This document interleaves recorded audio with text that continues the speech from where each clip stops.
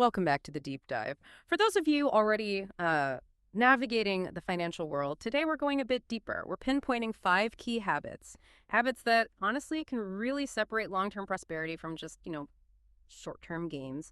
We're talking about choices you make now that can make your financial future much easier or, frankly, a lot tougher. Our goal here is simple, give you a kind of shortcut, a way to be really well informed about the financial habits that matter most for future success. We've gone through a whole stack of articles, research, expert takes, and yeah, we found some surprising stuff like how tiny fees you don't even see can drain millions from retirement, or why maybe focusing on your daily coffee isn't the biggest win, something else is. Absolutely. And, there's so much financial advice out there. It's complex. It's overwhelming sometimes. What often gets missed is that core set of habits that truly move the needle. So our mission today in this deep dive isn't really to add more jargon. It's to cut through it. We want to empower you with concrete, understandable strategies, things you can actually do. It's all about building that solid foundation for your future wealth, looking at principles that, well, they last. Regardless of what the market's doing, these aren't just quick tips. They're more like the building blocks for a future where your money is genuinely working for you. That really hits home. And it leads us perfectly into our first habit.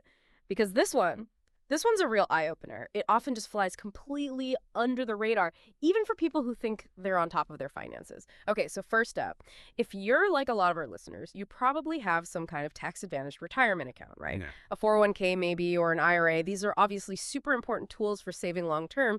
But here's the kicker. What many people don't realize is that these accounts, the very things designed to build your future, could be quietly eating away at your savings through hidden fees. It's almost like a tiny leak in the foundation of your financial house. You can't see it, but it's doing damage. Our sources point this out pretty starkly. You might be paying fees without even knowing it. So beyond just knowing, what does that actually mean for your money over, say, decades? How big a deal is this? Oh, it's a critical question. The impact can be genuinely staggering.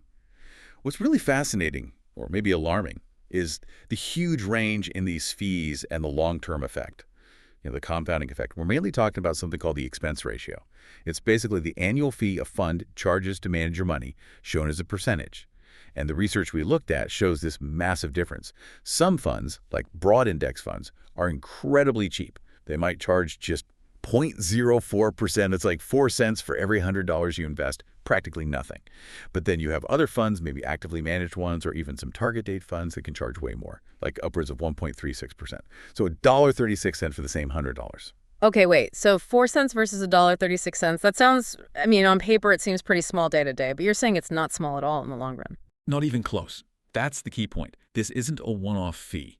It's annual, every single year, compounding for decades. We saw stories in the sources about people who, after 20, 30, 40 years, realized they'd paid, well, the equivalent of a luxury car, or maybe even funded a whole separate retirement pot, just in fees they never really noticed. That gap between, say, 0.04% and 1.36% over a long investment horizon like 30 or 40 years, it can literally add up to millions of dollars in lost potential returns. It just hammers home the power of small percentages over a long time. And why keeping that expense ratio super low is just vital, absolutely vital for building wealth.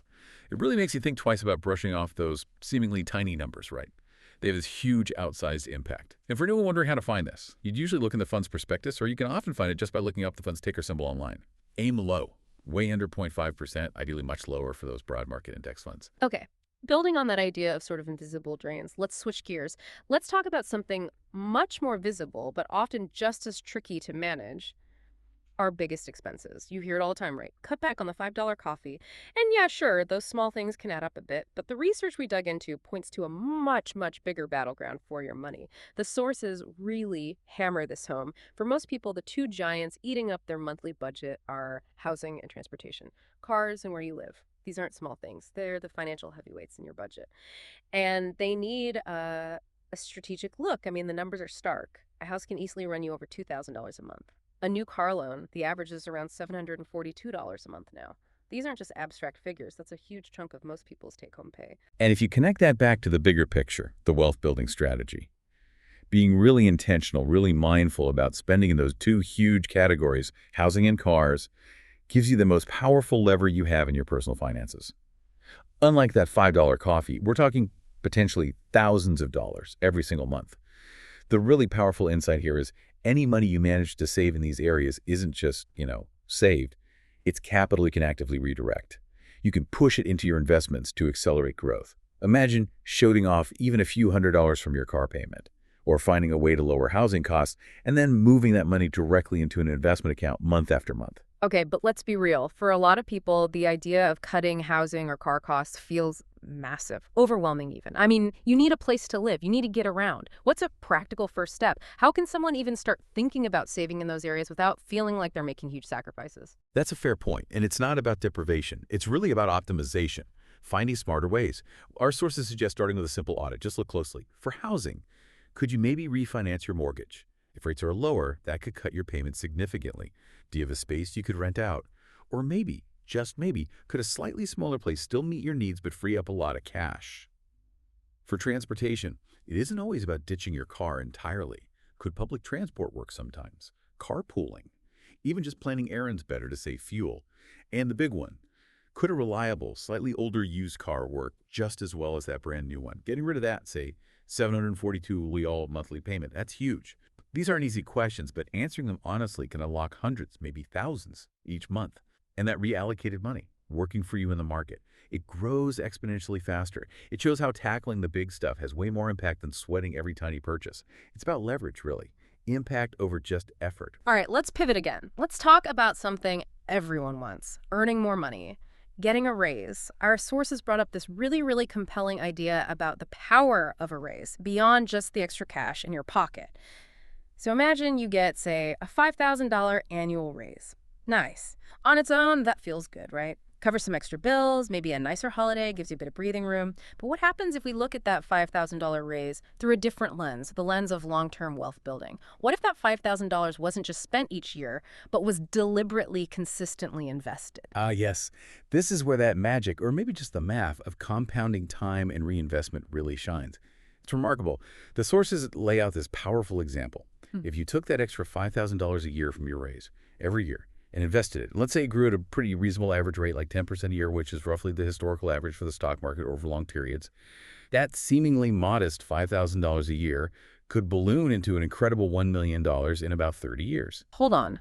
$1 million from just investing a $5,000 annual raise. That's genuinely mind-blowing. So you're basically creating a whole new passive income engine for your future self just by making that choice today. Exactly right. And it gets even better for younger folks. If you have a longer runway, say 40 years of investing that same $5,000 a year, potentially it could grow to something like $2 million. The difference between just letting that extra $5 get absorbed into your spending versus systematically investing it, it's often a 6, sometimes even a 7-figure difference over your working life. It's such a stark illustration of the leverage you get from time and consistent compounding. The real value isn't just the raise itself, the number on your payslip now. It's what you choose to do with that extra money. That's the game changer. That's a really critical point. Because what often happens is lifestyle creep, right? You get a raise, and suddenly the slightly nicer car seems affordable, or the bigger apartment. The spending just expands to meet the new income. What are some common traps or maybe mindsets that stop people from using a raise this powerfully? Yeah, lifestyle creep is a big one. It often comes down to that classic battle. Instant gratification versus delayed gratification. And maybe a lack of really visualizing the future impact. When you get that raise, it feels good now to spend it. The sources suggest being proactive. Decide before the raise even lands in your account. Set up an automatic transfer for a big chunk, maybe even all of it, straight into your investment account. Make it automatic. Another pitfall is just underestimating that future value. $5,000 today might not feel like a fortune compared to your mortgage or rent, but reframing it, understanding that you're essentially giving your future self $1 million head start by investing it, that helps reinforce the long-term payoff. It shows that even a modest increase, if you're strategic and consistent, can literally become $1 million raise over your lifetime. Okay, even if you've got the investment strategy down, managing money day to day can still feel complicated. There are so many apps, budgeting methods, gurus telling you different things. It can get really overwhelming fast. Like you need a PhD in finance just to stay afloat. But the research we looked at really cuts through all that complexity. It offers this remarkably simple system, one designed to take the stress out of managing your money while still being incredibly effective. So what's the core of this simple, powerful plan? Yeah, it cuts through the noise because it boils everything down to 3 fundamental things. 3 core ideas that work for everyone, no matter your income or goals. First, you just need to know where your money is going each month, roughly. This isn't about tracking every single penny unless you want to. It's about awareness, knowing your main income streams and where the big chunks of money go out. Second, and this is non-negotiable, don't spend more than you earn. Sounds obvious, but it's the absolute foundation. Avoid debt, create a surplus. And third, once you've covered your expenses and stayed within your means, invest the rest. Deliberately. It's this simple cycle. Earn, understand where it goes, live within your means, and then actively put the surplus to work, growing your wealth. That sounds almost too simple, but logical. Okay, Yeah. so knowing where your money goes, not overspending, investing the difference, but putting it into practice. Knowing where money goes and actually investing the rest, that can be tough. What are the common mental roadblocks people hit trying to simplify things, and how does the system help get past them? A really common one is just analysis paralysis. People get stuck trying to find the perfect budget app or the perfect system, and they end up doing nothing. This simple plan fights that by saying, consistency beats perfection. For tracking, the sources say, keep it simple. A basic spreadsheet works. Some people like apps like Mint or YNIB. Even just reviewing your bank statement regularly can give you that awareness. The key is doing it routinely, whatever it is.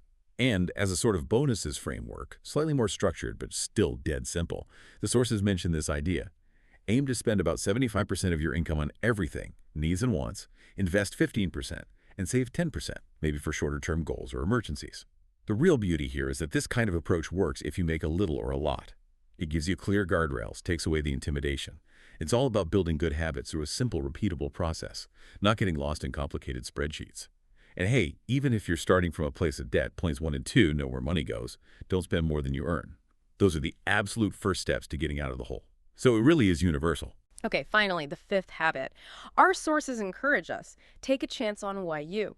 And this one, yeah, this one really resonates with me personally. We've talked a lot about the mechanics, right? Fees, expenses, investing.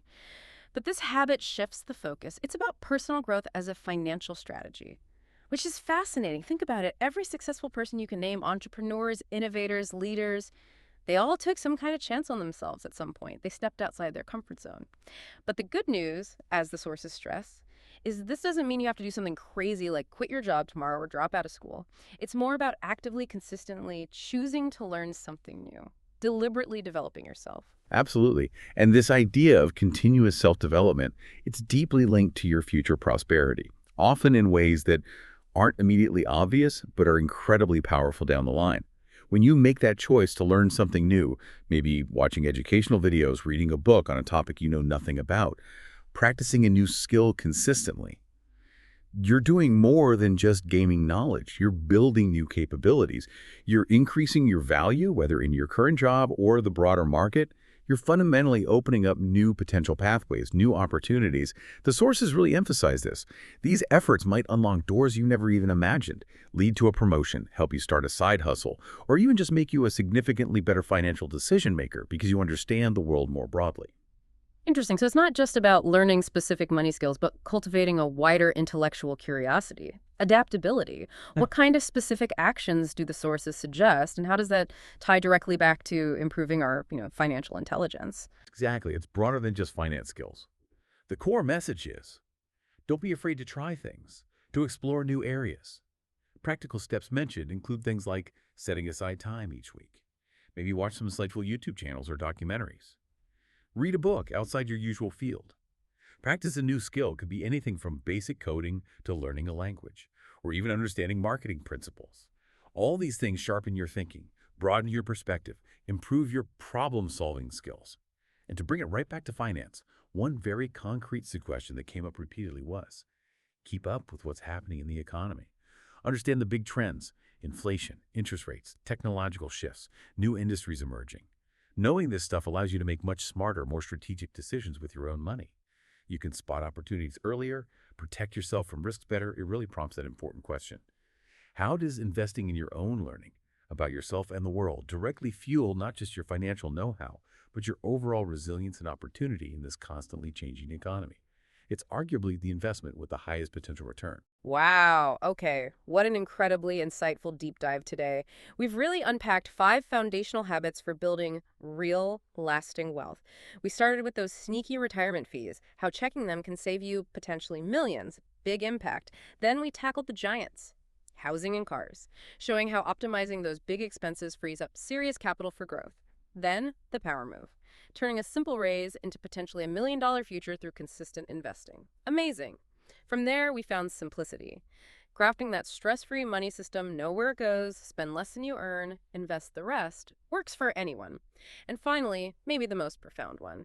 Taking a chance on you, continuous learning, adapting, staying informed with the economy is a core financial strategy. These aren't just random tips, are they? They're interconnected strategies, powerful ways to build a more secure, more prosperous future. Your future self is definitely going to thank you for focusing on these things today. Precisely. And as you start thinking about how to weave these insights into your own financial life, just remember this. Your most valuable financial asset, it isn't just the money you have, it's your own knowledge, your curiosity, your willingness to adapt, to learn, to grow as the world changes.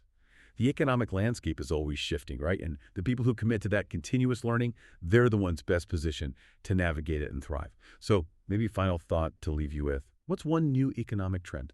Maybe something in AI or sustainable energy or whatever catches your eye, or what's one personal skill you could start exploring, even just a little bit this week?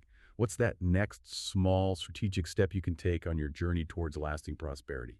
Keep learning, keep asking questions, and keep taking those smart, proactive actions.